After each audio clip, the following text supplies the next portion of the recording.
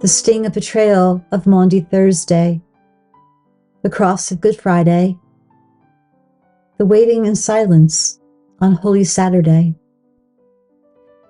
My friends, the Easter celebration is now here. And the season began at Olde Stone Well Farm with a game of Catch Me If You Can. Fritz was enamored with my Easter bunny, and every time I turned away, he tried to get it. He succeeded, and I had to spend some time wrangling it out of his mouth.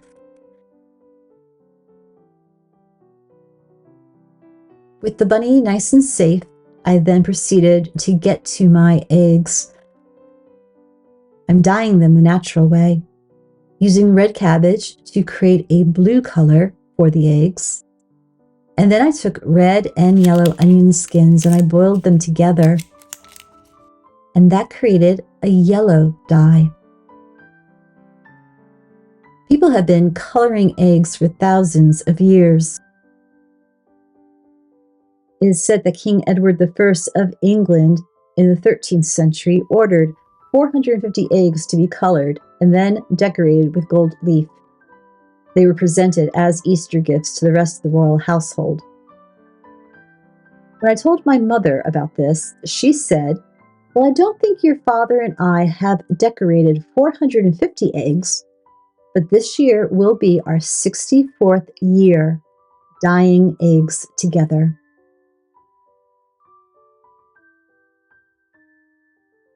Easter, though, is much more than about bunnies and colored eggs. We are reminded how good God is.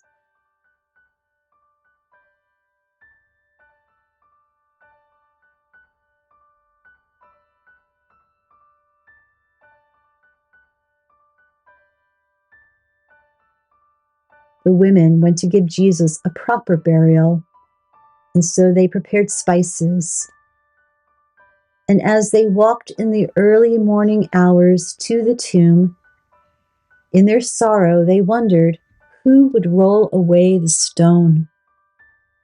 When they got there, the stone was already rolled away, and there was an angel asking them, "Who are you looking for? He has risen, just as he said." On this Easter morning, let us look again at the lives we have been so generously given. Let us have the courage to begin again.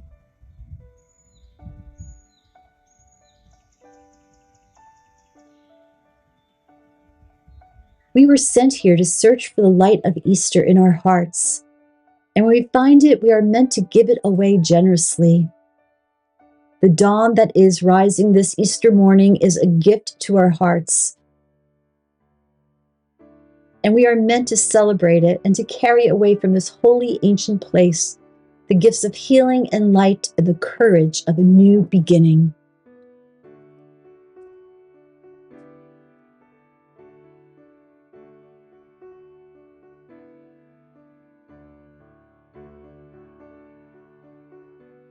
Well, Easter blessings to all of you, or as I like to greet this day with, "Christ is risen." And the people replied, "He is risen indeed." Now, I am coming to you from one of the upstairs bedrooms. It is a change in location. I had to move upstairs to get some quiet because it is chaos downstairs. The dog is out of control, and my husband is in the kitchen with pots and pans rattling, and I cannot complain because he is preparing Easter dinner for us, a very quiet one. I started to think back when I was younger, when there used to be bigger family gatherings and there was little children around and grandma and grandpa were alive and they were filled with lots of laughter and joy. Now Easter has been very quiet, but I am thankful, and I need to remember as well that colonial America really didn't celebrate Easter as we know it today. The Easter rabbit and the baskets and the colored eggs and all the fun things that we associate Easter with, that came later on. And a lot of those traditions were brought over by the German immigrants. But early on, especially in New England, Puritans, Easter was very quiet and focused on the religious aspect of it, that Jesus was risen from the dead. So I am embracing a colonial 18th century Easter by keeping it very quiet and trying to be in prayer and really allow that truth, what God did for us, really enter into my heart. Because there are many days that I feel like I'm living as if it is a perpetual Holy Saturday, that day before Easter where everything is silent, and just to remain in that in-between time of something that ended and something great has yet to begin. And we are asked to remember that when it seems like nothing is happening in our lives, to remember that God is working behind the scenes. God is in that dark tomb with the body, bringing it back to life. And we have to hold on to our Sunday that will come. I almost didn't come to you today because I found myself not feeling very joyous, and that didn't feel right to share that with you on Easter. But the memories of what was came flooding back to me. I remembered a few years ago how I spread the ashes of my beloved cat, Reverend, on top of Sophie's Hill one Easter morning. And it was really important because 2 years before that, Sophie's ashes were spread on her hill. And I made a promise to Sophie that I would spread her ashes with the first snow because she loved snow. That Easter, when I took care of Reverend's ashes, it was sunny out, but then later on that day when I went for a walk, it began to snow, just a gentle snowfall. At first I wasn't happy because I wanted Easter to be spring-like. I wanted it to be warm and green grass. But then I stopped and I remembered my promise to Sophie that I would spread her ashes when it snowed. And the day that I spread Reverend's ashes, there was snow. I could only imagine that it was Sophie letting me know that she is with me and that Reverend is okay as well. So when we greet Easter with that promise of life over death, of new life, of resurrected life, it is our reminder that even when loved ones are gone, that they are still, though, with us in our hearts. And that if we opened our eyes, we can feel their presence or see those God moments of perhaps them saying, hey, I see you, I'm with you, you're okay. So this Easter, I wasn't feeling very joyous. And then when I went for my walk on Holy Saturday, I came across one of my neighbors, and he has 2 dogs, but this time only one dog ran to greet me. I always stop and pet them.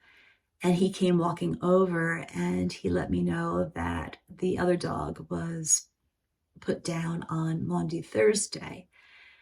And that just added to my, I don't know, not my grief, but it added to my melancholy. But then I had to remember it is Easter and that we are always being asked to open our eyes to see the empty tomb. We are always being invited to sing Alleluia. Praise be to God, no matter what is happening in our lives. Speaking of singing alleulias, every church always begins their church worship on Easter morning with a rousing rendition of Christ the Lord is Risen Today, written by John Wesley in 1739. The original song has 11 stanzas to sing, and I know that for some people who don't like church hymns, if it has more than 3 stanzas, then oh no, we're not singing it. Now, the inspiration for this hymn came from an earlier hymn, which did not have the alleulias in it. Wesley was the one that added alleulias to every stanza. The reason why he did that is that he wanted to take this celebratory hymn, this uplifting, Christ the Lord is risen today.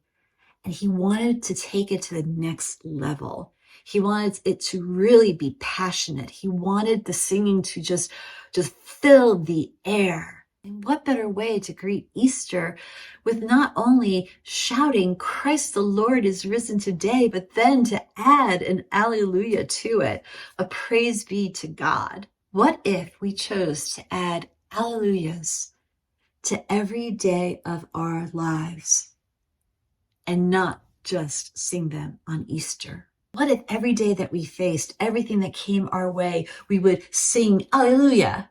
How would that change the situation? How would it turn around a bad day? The Alleluias make all the difference to that iconic hymn.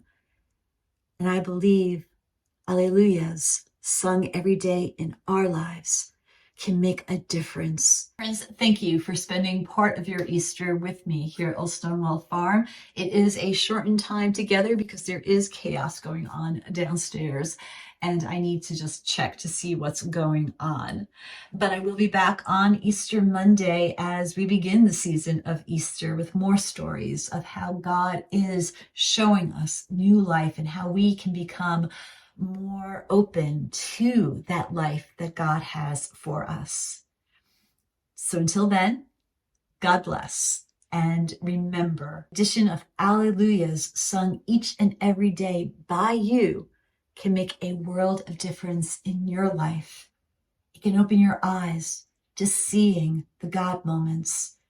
It can open your eyes to seeing the beauty that the risen Lord is indeed walking right by your side.